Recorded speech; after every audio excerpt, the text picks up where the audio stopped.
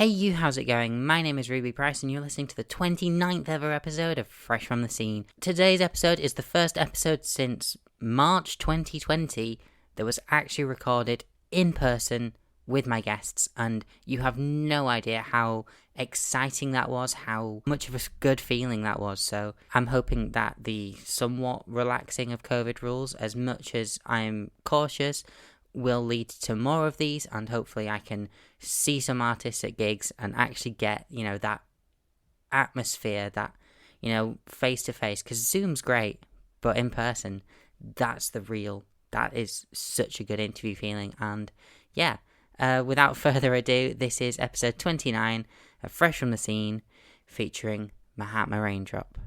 Please enjoy.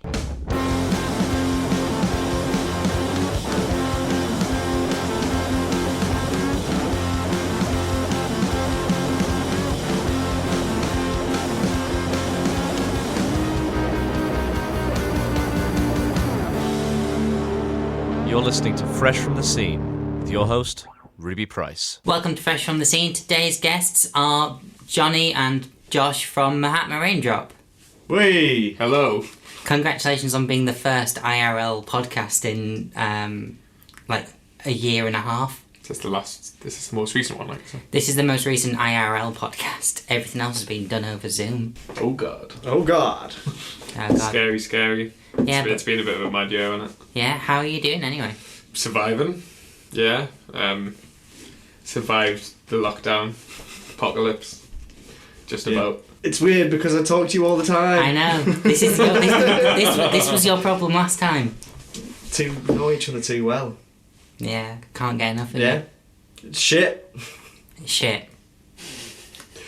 Can we go out now, Boris? I would like to go out now.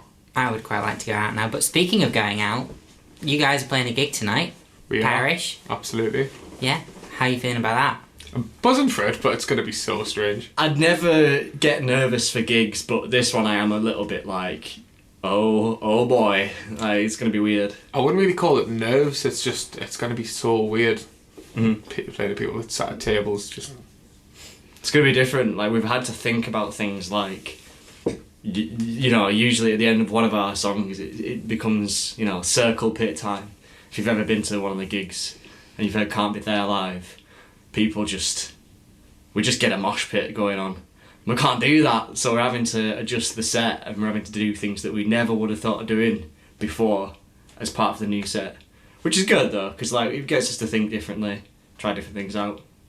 Yeah, definitely. Hopefully it'll be alright. It should be good tonight. It's just a bit worrying with the situation. And, yeah. I mean, I'm sure it'll be absolutely fine. Still be a good do. In any case, the best thing about this band is just the four of us playing together. Yeah, absolutely. It's good to be back together again. Yeah. Really. Yeah. It's been well over a year since we last played, probably. So. Exactly. And I think the time away that we've had, 18 months without even seeing each other, when we've been in the practice room, it feels different. It feels a bit more like... It's a bit less like we were just mucking around and just riffing and playing, and it's a bit more like, alright, we're listening to each other now. It feels a bit more professional, feels a bit more like mature in a way. Yeah, so almost like the time away from each other has allowed the band to sort of just take it up a level in terms of professionality. Yeah, I think everyone's sort of got away and done their own thing for a little bit, and I haven't really played that much over the course of the 18 months or so. I've been sort of exploring loads of new music, and I think those new influences will just sort of come together with the four of us. I know that you sort of go through different phases all the time. Yeah. Sometimes I'm extreme metal, sometimes I'm like dad rock, sometimes I'm just like that Nazca Lines record that you had. Oh my brilliant. God, that's so good. That's so good. Are we going to go synthwave now? Is that what we're saying? Definitely, yeah. I mean, why not? I think Sam would be... That record's brilliant though. Sam would be very, very upset if we started using synths all the time. Sam gets upset really easily though, doesn't he? Drummers. So for people listening at home who obviously don't know Mahatma Raindrop, I should have done this at the start of the podcast, but in your own words, who are Mahatma Raindrop members? Why should people listen to you at all? Don't. Yeah, best tagline ever. Yeah, don't listen to us. But come tonight, but don't listen. Come to our gigs, but yeah, just wear your strongest earplugs. It's weird. It's weird. It shouldn't work. On paper, it just shouldn't work. You know, we've got indie heads, we've got stoner rock heads, we've got metal heads, we've got like classic rock heads. All those influences together just shouldn't work, but somehow we make something out of it. It's weird, like, innit? Because we still don't really know what genre we really fall under. We play with the majority of the bands we play with are indie bands on it, and like, Yeah. we're not necessarily an indie band, but we are at the same time. It's mad. Yeah, like some of the tunes can be really sort of like major, happy and bouncy, and you know, crowd sing-alongs and that kind of things. But then some of the tunes are just like the heavier end of Foo Fighters kind of stuff. And That's a good way of putting it. Actually, I never really thought about that, but yeah, I'd sort of agree with that. Yeah, it's kind of like we've got the happy, bouncy tunes, and then we've got like pure like rock tunes, and then there's no middle ground. Yeah. You know. Yeah, But the thing is, it comes back to the fact that we're all just players. We all just play our instruments, and when you get that in a room together, it works, you know. We were thinking, again, because we've had like time to think about things, me and Luke were saying, Geometric Skies shouldn't work. It just shouldn't work, because you've got Jonny stomping away on that da da da da da da da da da da, like just straight rhythm, and then you've got Luke like in between on all of the offbeats, like and then the drums are like swing, which is the complete opposite of what Jonny's playing a straight rhythm. The drums are swinging all over the place, and then the bass is like snaky and slinky and smooth. And it's like these 4 different layers that are completely different, but then you just mishmash them together, and it's like, wow, that's cool as fuck. Yeah. We're allowed to say fuck, aren't we? Yeah, you're allowed to swear on this. Okay, sweet. Fuck. Yeah, I've never really thought that way about Geometric Skies, but when you put it like that, you're absolutely spot on. It's almost like a math rock tune, but really indie sounding. It's like a math rock tune and 4/4 on it. Yeah. It's just silly. Mahatma Raindrop, math rock in 4/4. Yeah. Yeah. That's your new That's the tagline. tagline, isn't it? Yeah. Shh, don't tell anyone. Yeah. You've just told everyone. We haven't done it. No, we haven't. Yeah, I mean, speaking of tunes and stuff, obviously across the lockdowns that we've had, finally released You're a Hero Kid and Silence, 2 fan favourites from live sets, because they've obviously, you know, been played across during that. You know, having them out in studio version now, what does that mean? It means that we need to write some new tunes. That's what it means. It's been... They got sat on for, the better part of a year, really. They were done, and we just sort of went... Or they needed tweaking, and we just went, I'll do it. Yeah, it was and around do about... it later turned into a year later, and we sort of sat there like, should we do it? Or... yeah, we'll do it. Yeah, because it was never going to be the ideal time. I think we just sat on them waiting for, you know, basically some kind of tour to support them, and then that option was taken away, and we were just like, well, we've got them, we may as well put them out. I'm really proud of them though. I think they sound really good. Yeah, definitely. I think You're a Hero Kid for me wasn't complete until that version of it went out, and as soon as that was released, it was like that is the version of that tune now. That's how we should. Yeah. That's how that tune is. And the same with Silence. Silence is even weirder because that tune is like 10 years old for me, and then I brought it to the band, so it's like 3 years old for you guys. We've been playing about that that, 3 yeah, years, of course. yeah. No, we haven't. But this is the thing about the process in Mahatma. You know, we can bring an idea to the table, and it's, you know, how I do it in a demo form on my computer or whatever. And then when these guys play it, it's like, wow, that's something else now. That's like just taking it up another notch. I listened to all the demos back on my laptop not too long ago. I've still got all of the demos from the very beginning. Oh no. I listened to the majority of those fairly recently, and none of them sound anything like any of the songs anymore. Because we do just take ideas into the room, and they become songs within an hour or so, and never sound anything like they were supposed to. Exactly. And I think it's just those 4 different personalities, those 4 different types of musician that we've got. Just, you can tell when you listen to it, it's like there's a bit of everybody's, little spices and herbs and flavours in there. There's never any argument about it either, though. If someone wants to change something, like, yeah, we'll try it. Yeah.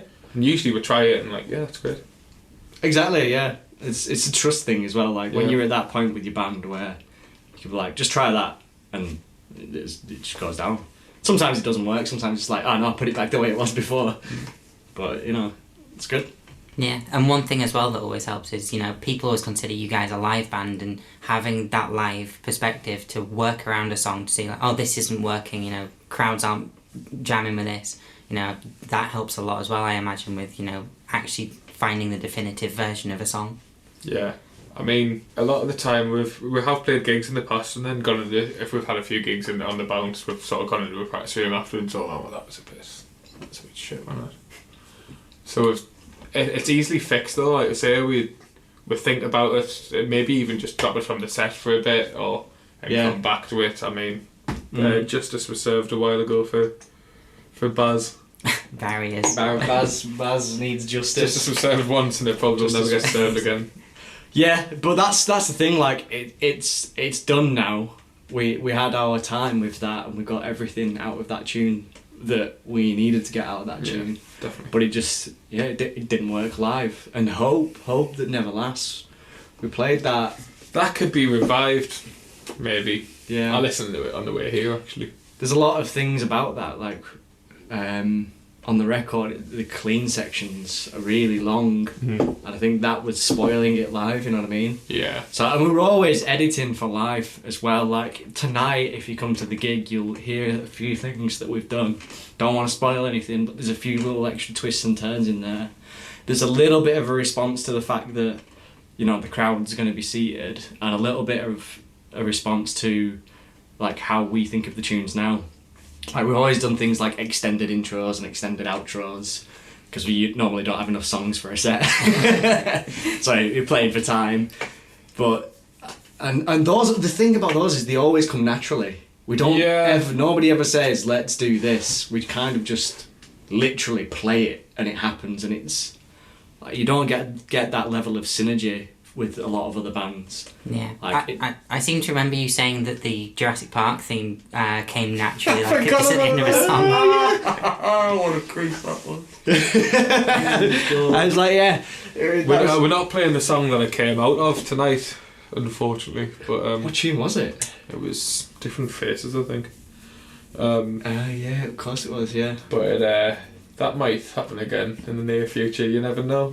You never have to pick a new movie theme. Yeah. Should run a poll. Relevant. Ruby, run a poll. Run a poll. Yeah, what, movie themes. I'll run a poll on the Instagram story. What movie themes do you want Mahatma to butcher on their next gig? Jimmy what could you do? Jimmy Neutron. That's a tune. I was thinking, what's the Quentin Tarantino movie that Black Eyed Peas sampled for Pump It? I can't remember what it's actually called. It's not Kill Bill, it's Pulp Fiction? Yeah, it's Pulp Fiction. Yeah. That's an iconic one. What's the song called though? I don't know, I'll come to this eventually. If I shout it out in the next 5 minutes or so, you'll Note to editing self, just slot it in. I feel like it's got a Spanish name. I don't speak Spanish. Me too. No hablo español. What's village in Spain? Pueblo, I believe. Pueblo. Alex, call me out if it's not. Paella. Paella. We're not allowed to say paella anymore. Right. No, we're not allowed to say paella anymore. Yeah. Why? See, that shows you how much. Because the Spanish pronunciation of when there's two L's together in a word is je. So paella, British. Paella, Spanish. It's paella, like. Not if anyone tells different. I'm 25-year-old now and I've been saying paella for 25 years and I will not be changing it. So, like, on the topic of, chucking in movie themes, but, like, covers in general, there's several that become instantly associated with Mahatma Raindrop, Does Your Mother Know, Gotta Get Through This, a certain song by a certain person who is now very much, no. Yeah, that was quickly cut out of the set.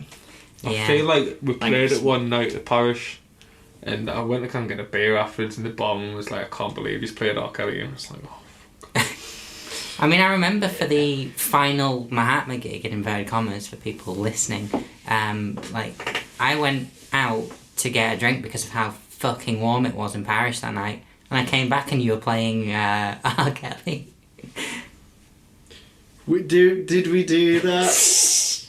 We are. No, not us. Hey, look, we didn't do anything wrong. The song didn't do anything wrong. It didn't.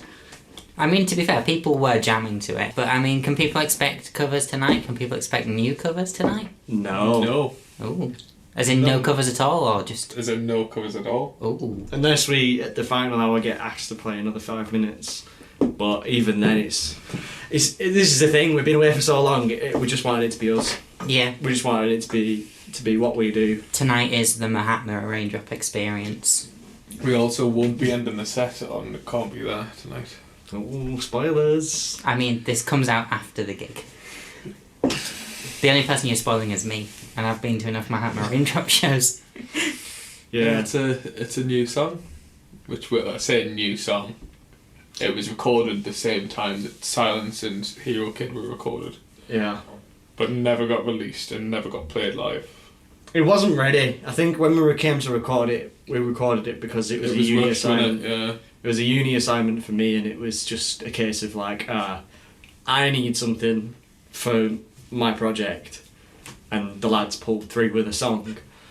But now we've had time to think on it and come back to it and actually play it, because we never played it together. No. It was completely a studio thing, and I think once we played it together, and Luke demoed it and then yeah, took it into the studio and just recorded it, which I think was probably quite stupid. it was a bit stupid. But like you said, circumstances at the time, you needed something doing.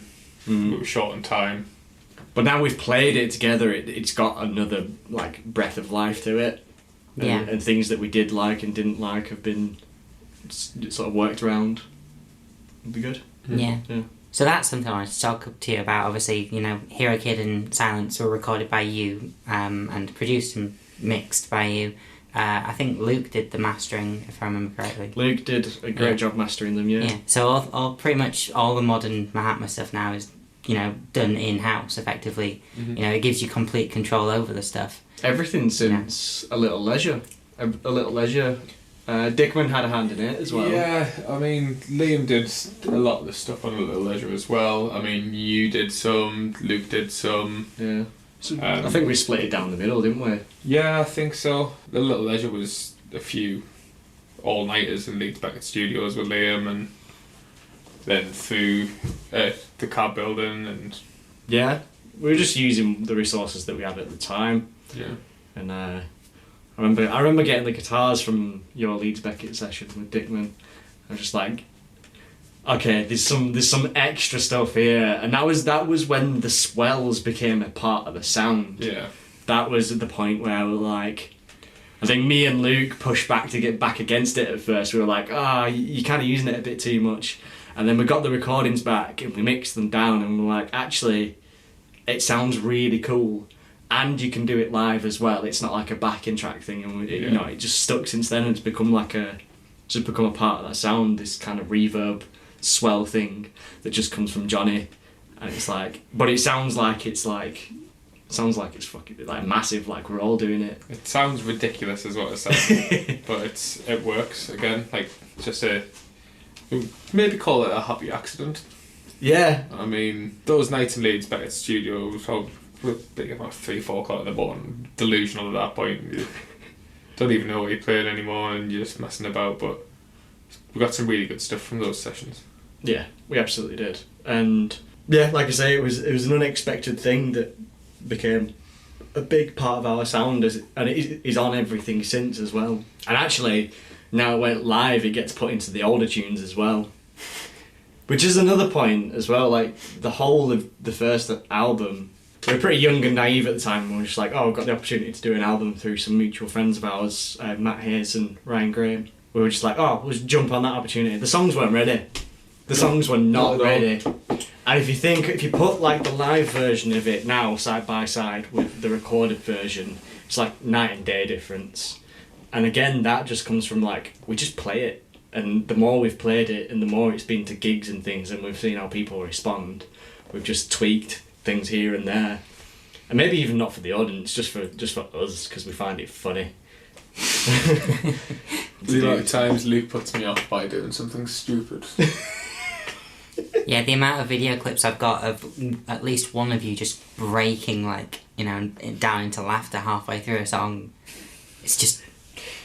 That's sort of what we're about, though. Like, we don't take ourselves too seriously. I think you shouldn't really. I mean, I think if you do, you lose the fun of it. And we could never do a click track, play the same thing robotically every night. Well, we tried, didn't we, for that Blue Room session? Yeah. And click just doesn't work because we're too stupid. And we never play anything the same. Exactly. Every time. Especially Sam, because Sam does what he wants when he wants. So it's tough to sort of do things like that to a click. But I think Can't Be There, when we recorded in the studio, didn't get played to a click. Can't Be There is fully... I only remembered this the other day. It's fully live on the record. Oh, yeah. And I remember doing the session, and it was actually just the three of us. Luke wasn't available.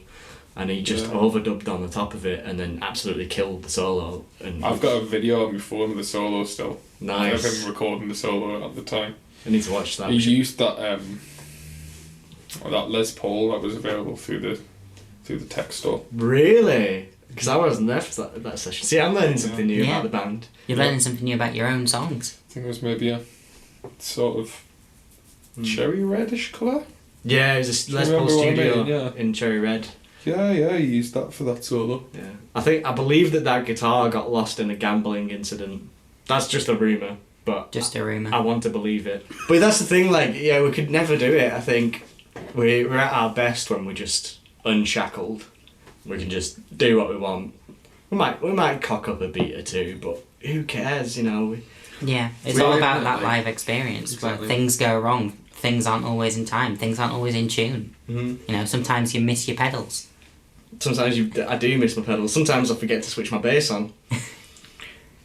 I've got that stupid switch on my Jag that I catch every time I'm playing. Oh yeah, the kill switch. That's really annoying. Kill switch disengage.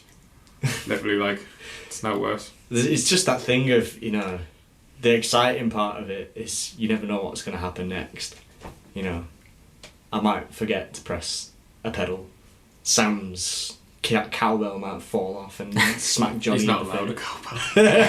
cowbell. Everyone celebrates when his cowbell falls off. Yeah. I remember him turning up to a gig with about 6 cymbals one night. I was like, Sam, you're not using 6 cymbals. No way you're allowed to use 6. I'm sure Sam is the reason I've got tinnitus. Yeah, same, like. Sam's on the phone. Hello, Sam. I'm arriving at the train station soon. Okay, cool, bro. Yeah, in the middle of our podcast. we are, mate. Say hello. Hi, Sam. Alright, how you doing? Alright then, I'll just head to the hotel there then. Very quick cameo there from Sam Sutton, drummer in Mahatma Raindrop. This interview brought to you by Sam Sutton. Oh, God. Sponsored by Sam Sutton. Oh my God, that would never sell anything. Do you want a free cowbell with every 10 minutes of your podcast? No. No more cowbell. Oh no, he took it. No, Actually, no. I think he took his cowbell mount. Is that the one I gave him? Yeah, I think it's still, yeah. I shouldn't have given him it. I should arrange my studio so I can find things. Yeah. Speaking of studios, is there any chance of Mahatma getting in a studio at some point? I think it's quite likely. I think it's likely. There's a lot of ideas floating around, and the missing step is just putting us in a room together and just doing what we do. It's tough at the moment in terms of logistics, and Yeah. but now the restrictions are sort of being a bit more relaxed. I mean, I'm not bothered anyway. I'm not too sure how you guys all feel about it, but I don't really care about the restrictions anymore. Well, yeah. It depends where we are. If we're in a studio, that's our our time to be us. You know. I wouldn't go to Tesco's without anything on. This is the thing. It makes you think though, like, because getting together's a premium since we, Nottingham, Huddersfield, Liverpool, Sunderland, every time we get together now, we're not pissing around as much. Every minute counts when we're in that studio, whether we're rehearsing or we're just like playing together. Every minute counts. Doubly so with, corona restrictions, and it's good because, we used to fuck about a lot, but nowadays, it's, like I was saying before, we're a bit more mature. Everything sounds a bit more mature. We're all more conscious of what each other's playing. We're not just like trying to shred over the top of each other anymore. And we actually, listen to people's ideas. It means that we're more productive in the sessions that we have together. We just need to get those sessions started and arranged, which you never know with these days. It's like could go back into lockdown at any point. I think tonight's the start of the reboot, though, innit? Absolutely. Get tonight out of the way, and then we'll just crack on from there, I think. And I think we were being quite ambitious that we wanted to bring a handful of new tunes to this new set that we're doing today. Yeah, that was never going to happen, really. Yeah, but the thing is, we tried it, and we fucked about and found out, and then because of reasons, we've had to drop one or two. But there's still new stuff there. Yeah, I think we've got another 2, maybe 3 that are sort of teetering on the edge of being an actual song. Gig ready. Yeah, it really does kind of like, without the gigs, it does slow down that whole process. Because we're just so focused on like playing together live as a band. Without that, it's like the heart and soul of Mahatma's not there unless we're all there. We can demo at home all we want, but it'll never be Mahatma Raindrop until we're all playing it together. So when the grass is greener and we can see each other a bit more often, you can expect a lot of things from us. There's a lot of ideas going around. Yeah, so obviously one thing that a lot of people have been missing over the last 18 months is obviously gigs. This weekend just gone, we obviously saw Download Pilot happening. So far, not hearing any reports of surges and stuff, and there's obviously the gig tonight. There's been a couple of socially distanced gigs at Parish already. Like, it looks like live music is potentially returning for good. Like, how important is this in terms of, not even just your own band, but like, bands around this particular scene especially? It's about bloody time. It's really important, I think, because, it's hard when you go so long with it being the norm, just playing all the time, to not playing at all, not being allowed to play being the main thing. It's just tough to deal with. This is it's people's livelihoods as well. Not necessarily originals, but like covers bands and that. That's how some people make their money, and that's how some people get their income. And to sort of have that taken away from you with no support from any, like, the government or anything like that, it's tough to deal with, really.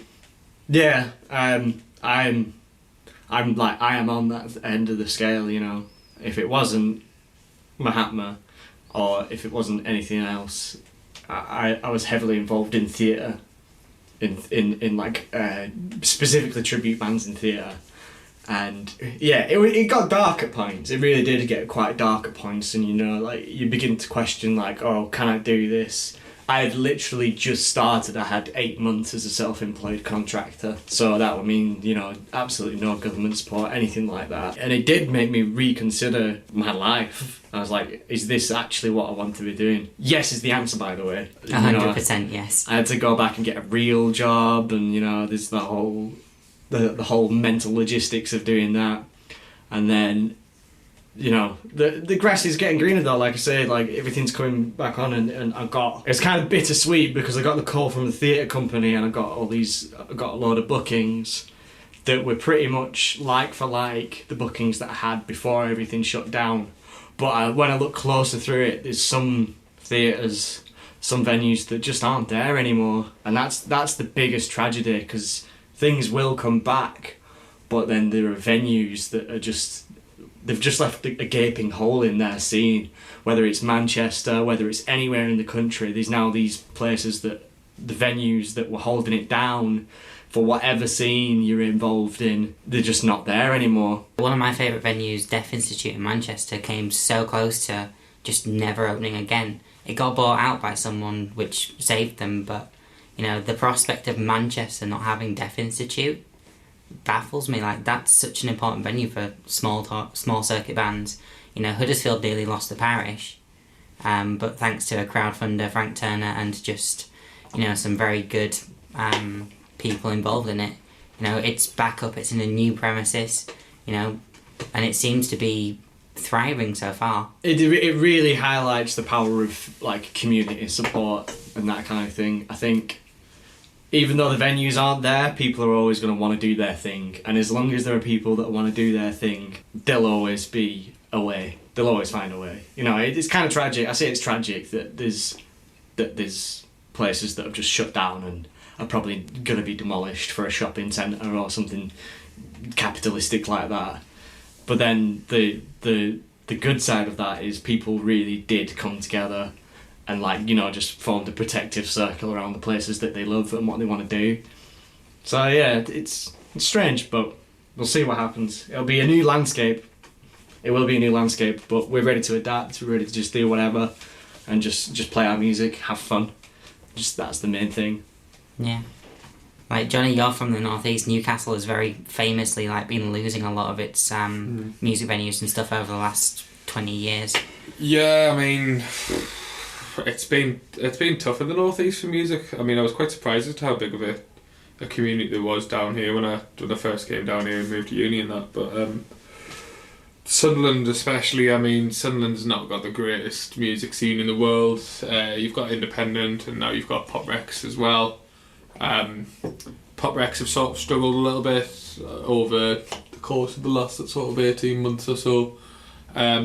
Independent were always one of the well-liked clubs in town for people who are into the sort of same music as we are, like indie music and alternative. Yeah, the clues in the title. Yeah, absolutely. But they sort of struggled a little bit. They've been doing sort of live stream gigs from the venue, and they're back open now with tables, and they've had a few gigs on. Newcastle have had Little Buildings closed not too long ago, but there is talks that it is reopening.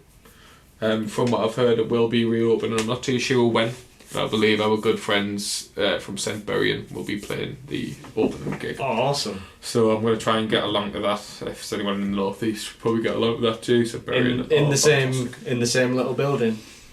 I believe so, yeah. Up in Newsburn, Newcastle. You've got places like the Clooney as well. Clooney do really well. There's quite a good scene in Newcastle, yeah. I remember that Little Buildings gig. It's not false advertising. It's tiny. It's a little building. It's tiny. Can't be the stage isn't much bigger than this room. Oh yeah, we're playing on top of each other. Yeah. And it's just good fun though. It was a laugh, like, wasn't it? It was. There's those diamonds in the rough, isn't there? There's always, you know, you look at it and you're kind of like, oh, this isn't up to much. But then you get in there and the crowd's in there and it's really intimate and everybody just has a good time. You know, even if you were playing a bad gig, you would probably have a good time. I can't remember if we played a bad gig or not. No, I think it was pretty good. Can't remember who we played with though. No, it can't have been Robin's band. No, it wasn't. Robin was there. Robin was there. She came to see us, but they're like a 12-piece. They never would have even fit in the venue. No way. I believe they have played there in the past. Just I can't picture that many of them on that stage. Like, literally, how? Unless you put like Chris on Matty's shoulders and Robin on Eddie's shoulders and Callum in the middle. Might work. Can't work. That might. We'll see. We'll see. It wasn't as bad as a gig at Stonemasons in Sheffield. Jesus Christ. Tapton Hall. That was the worst of the worst. I played twice, mate. I played 2 sets. Man. How did we even get involved with that? It was another like. I think it was my fault. Sorry. It sounded great. Yeah. No, it wasn't. It was not. It wasn't like, was it? Free burgers that were like. Fucking horrible burgers. The worst burgers I've ever had in my life. That would turn you vegan. Yeah, yeah. Tapton Hall turn me vegan. That's the slogan. But yeah, so just to sort of round up, you know, tonight obviously going to be very fun, but, you know, shortly, what do you guys want from it for the most part? I just want to play a gig and enjoy myself with these three idiots. More than it. That's all I want from this. It's the start of new beginnings for me. Yeah. Yeah. We've had a shit year. But we've sort of... Well, we didn't make the most of it. But we've... I think we needed the refresher because we were stuck. We were definitely stuck in a rut, and we had this whole thing with Luke. His original plan was to go on a cruise ship for an undeclared amount of time, like months and months and months. So we were already preparing ourselves for like time off, and then we were not given an option when lockdown happened. But that's given Luke some perspective. You know, they're staying on actual land and not going onto a cruise ship anymore, which is great. It's great to have Luke back. I think that's a big thing in just saying like we've got to move forward as a band now because everybody's here. So yeah, we were ready to have time off. We just had a bit longer than we planned for, but we're refreshed. Like we're all refreshed again.